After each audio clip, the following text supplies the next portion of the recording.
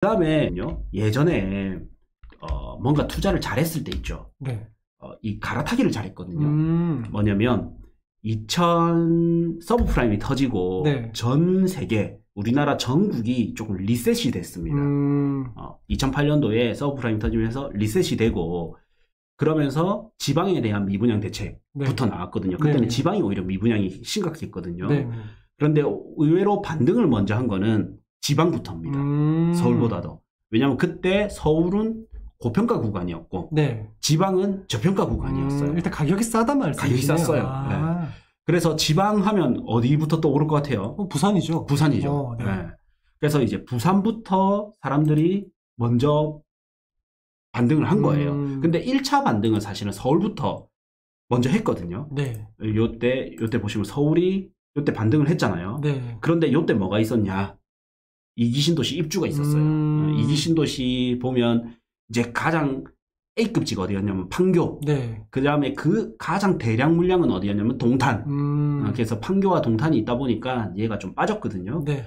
지금 또 코로나 이후에 고금리로 전국이 똑같이 많이 빠졌다면 가장 관심 가질 곳이 어딥니까? 뭐 서울이죠. 네. 서울이죠.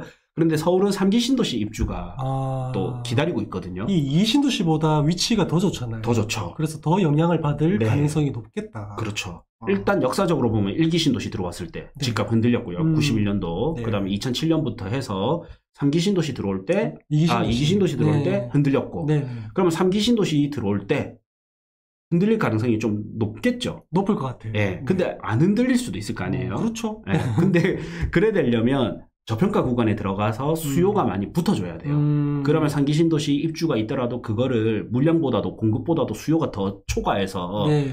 그 공급을 다 잡아먹거든요. 근데 분명한 거는 3기 신도시 입주를 앞둔 상태에서 네. 사람들은 이걸 잘 계산을 안 해요. 근데 우리는 사실은 전국적으로 돌아다니고 토지를 같이 보잖아요. 네네. 토지를 같이 보다 보니까 3기 신도시 굵직굵직한 데가 토지 보상이 완료됐다라는 걸 알잖아요. 네네. 그러니까 우리는 토지 보상 완료되면 뭐예요? 착공.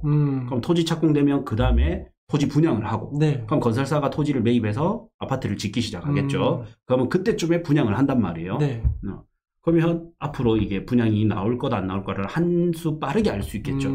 한 수 빠르게 알 수 있는 부분이 뭐다? 3기 신도시의 토지 보상이 어느 정도 됐는지. 토지 보상이 안 됐다 한다면 이게 3기 신도시가 언제 될지 모르겠죠. 근데 토지 보상이 됐다 한다면 세금을 걷어가지고 토지 보상을 다 했는데 그거를 분양을 안 하면 안 될 거 아니에요. 네. 그러니까 앞으로 3기 신도시 입주가 남았다. 그런데 이제 서울의 아파트, 경기도 아파트는 최소 네. 뭐 수억 단위에서 10억, 20억 단위 하는데 네. 내가 삼성 뭐 주식이다. 그럼 바닥인 것 같아. 해서 베팅을 해볼 수 있죠. 한번 던져볼 수 있죠. 1,000만 원, 2,000만 원이면. 근데 10억, 20억을 야 3기 신도시 들어와도 서울은 괜찮아. 이렇게 하기에는 너무 금액이 크다라는 거죠. 그렇죠. 그러면 나는 오히려 3기 신도시 들어올 때쯤을 지켜볼 것 같아요. 그래서 3기 신도시 들어올 때 많이 빠진다. 많이 빠졌다. 네. 가정이 3기 신도시가 들어올 때 많이 빠진다. 네. 그 다음은 3기 신도시가 들어와도 충분히 소화를 한다. 이 두 가지 가정이잖아요. 네네. 그럼 많이 빠진다 하면 많이 빠지네. 언제까지 많이 빠지는지 보고 네. 거래량 회복하는 거, 전세가 회복하는 거 보면서 좋은 타이밍을 잡아도 되고 3기 신도시 들어왔는데도 불구하고 수요가 더 에너지가 강해서 네. 많이 안 흔들리네? 그럼 그때 들어가도 된다는 거죠. 괜히 리스크를 지는 것보다는